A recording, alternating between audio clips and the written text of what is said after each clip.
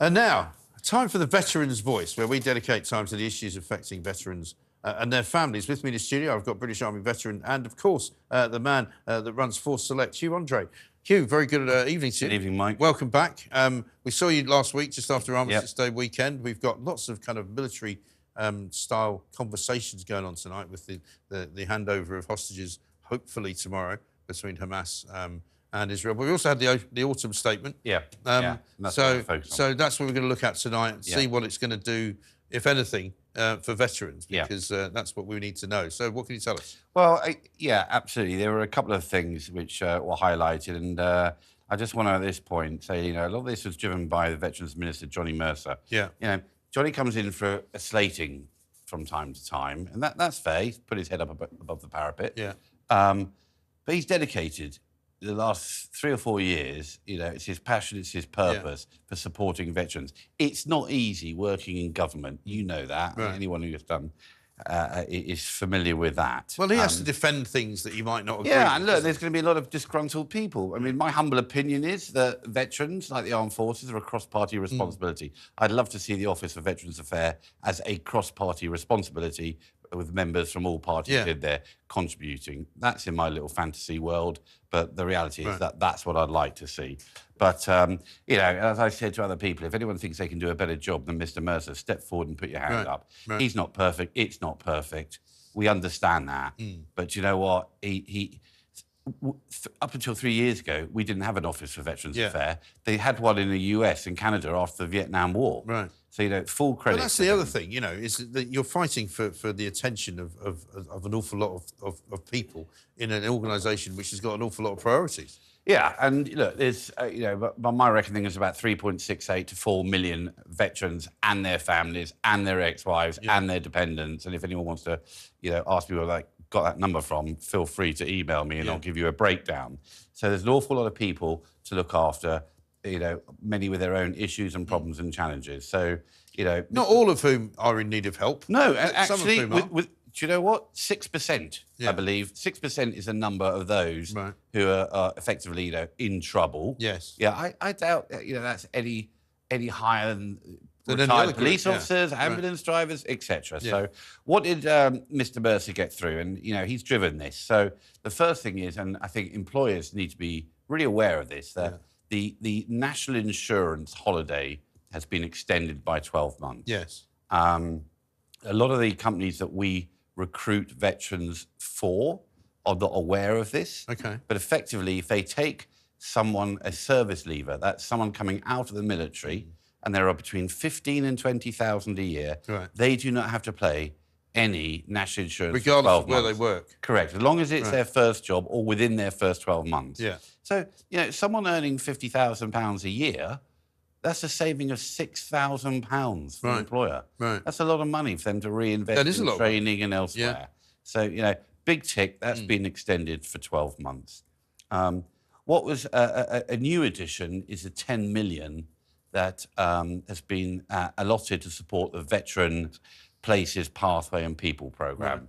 Now, what Mr. Mercer has done here is he has got a lump of money whereby grants, 10 grants of up to 800,000 will be offered to organisations that come together and work together in various regions of the country to support those who need supporting. Right.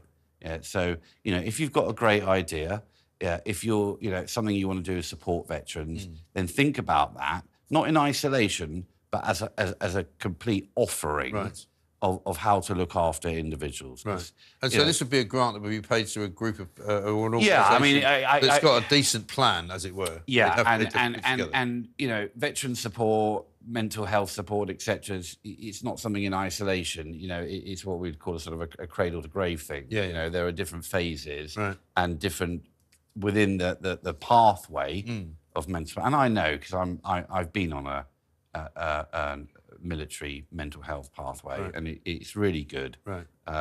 They lack, of course, the resource, etc. But if people out there, organisations out there, are prepared to work together and say, look, we think with housing and accommodation, with social care, with mental health therapy and support, etc. We could perhaps put them into employment, whereby we support them. That's the sort of thing that I believe that we're looking for. Because we had some news about Badger this week as well, didn't we? Yeah, I mean, that was a downer. And those who've been watching this programme for the last 20 episodes now will know that... Is it really? Blimey. It will know that Badger, Darren Edge, runs the Noon Craig Veterans Retreat. Which was a very, very worthwhile organisation. He's done it off his own back. This year alone, he's looked after about a dozen homeless veterans and veterans in trouble. And he's even saved the life of one who was trying to commit suicide. Yes, I remember. And, you couldn't write the script, Mike, but yesterday he was evicted. It's shocking, isn't it? So Badger, the individual who supports and helps the homeless, is now homeless himself. Right. That's wrong. Right. He's Only now living under an arch, by the way. Is he really? Near Helston, down in Cornwall. Right. So if anyone's out there and they've got a plot of land and we keep banging on about it, he is still committed to supporting homeless veterans through, natural remedies, being outside. But he needs a place to do it. But he needs a place to do it. Okay. Yeah, no, absolutely. We'll revisit that on social media as well. Yeah. Okay. The other thing that the Veterans Minister reiterated, and I get asked about this quite a lot, is a Veterans ID card. Right. Now, the Veterans ID card has been issued to service leavers since, I think, 2017, 2018. There's about 15 or 20,000 a year who leave the armed forces. And that is effectively an ID card to prove that they served our country. Yes. And that should therefore entitle them to get in to the sort of onto the housing and accommodation chain, to use social services, to get a doctor, etc. Now, I noticed in Parliament this week, Johnny Mercer has been given a hard time by Labour, and they just didn't know their subject matter. It is currently being beta tested. The technology has to work. Right. They then have to find out all the individuals, but by January next year, we're looking at 10,000 ID cards a month, increasing each month. Once the technology works, and once an individual can be proven as someone who's served, which is a nice segue onto things like veterans discounts. Now, at the moment, there are hundreds of companies and organisations offering veterans discounts because they can sell something at a slight discount. But the problem is, how do any of them know that the person who's benefiting, profiteering, is a veteran? Yes. When we haven't actually got any no way way to prove it. of proving that they are. Yeah. So I would just, put out a little bit of a warning to all those organisations and companies that are selling their products, services, et cetera, that you need to think very long and hard about what you're offering and to whom. Because until you can verify 100% that person who is going to be using your products, you're going to be giving a discount to, is in the armed forces, you don't actually know.